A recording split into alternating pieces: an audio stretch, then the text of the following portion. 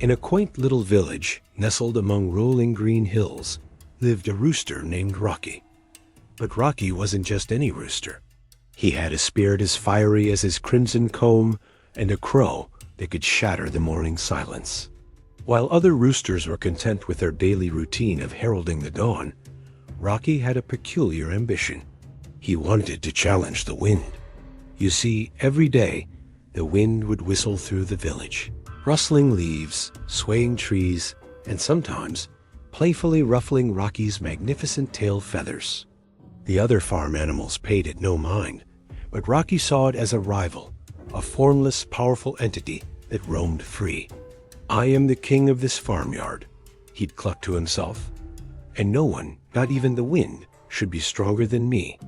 His first attempt was, to put it mildly, a bit silly. He stood on the highest point of the fence, puffed out his chest, and crowed with all his might directly into a gust of wind. He thought his powerful voice could push the wind back, but the wind simply wrapped around him, spinning his crow into a garbled squawk and nearly knocking him off his perch. The hens giggled behind their wings, and a wise old owl hooted softly from a nearby barn. "You cannot fight what you cannot see, little one." Undeterred, Rocky tried a different approach. He observed the way the wind pushed the windmill's blades and decided to build his own defense. He gathered fallen leaves, twigs, and loose straw, constructing a small, flimsy wall around his favorite dust-bathing spot. He stood proudly behind his creation, waiting for the wind's next assault.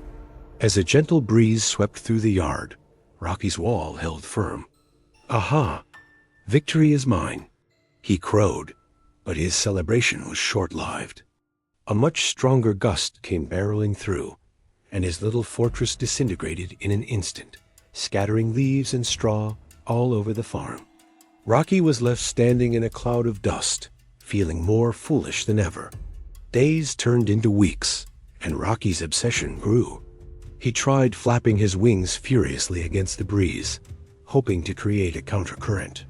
He tried running headfirst into the wind, tucking his head down like a feathered battering ram.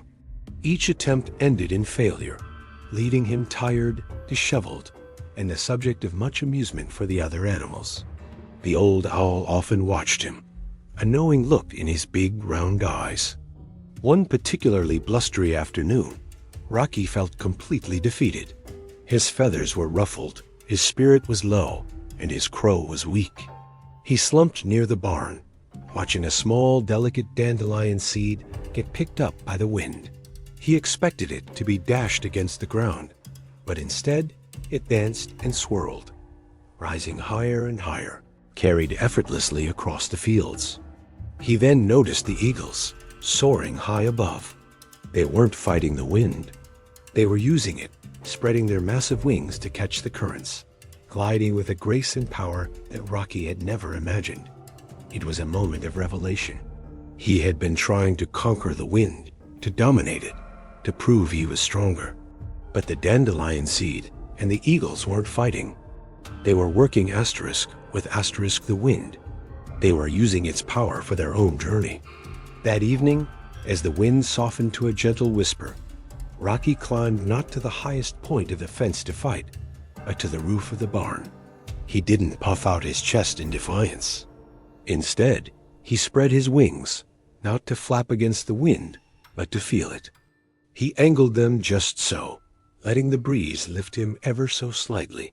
He felt a lightness he had never known before. He wasn't flying, not like an eagle, but he was no longer fighting. He was yielding, collaborating. The next morning, as the sun began to peek over the horizon, Rocky stood on the barn roof once more. The wind was crisp and cool. He took a deep breath, and as he let out his morning crow, he didn't aim at asterisk the wind. He released it asterisk into asterisk the wind. The wind caught his powerful cock-a-doodle-doo and carried it, amplifying it, sending it echoing across the valley farther than it had ever traveled before. It was the most magnificent crow the village had ever heard. From that day on, Rocky was a changed rooster. He was still proud, still fiery, but he was also wise. He understood that true strength isn't always about confrontation and opposition. Sometimes it's about understanding, adapting, and finding harmony. He learned that by yielding to a force greater than himself, he didn't become weaker. He allowed his own strength to be carried to new heights. The other animals noticed the change. His crow was more joyful, his strut more confident. He still greeted the wind each day, but now it was as a friend, a dance partner. He'd spread his wings to feel its touch and let his voice ride on its currents. And the wise old owl would look down from the barn and hoot with approval, knowing that the little rooster who challenged the wind had finally learned the secret to truly soaring. So the next time you face a powerful force in your own life, something that feels impossible to overcome, remember the story of Rocky. Maybe the answer isn't to fight it head on. Maybe it's to learn how to dance with it, to use its energy, and let it carry you to places you never thought you could reach. Thanks for watching. If you enjoyed this story, don't forget to like, share, and subscribe for more tales from the farmyard and beyond. See you next time.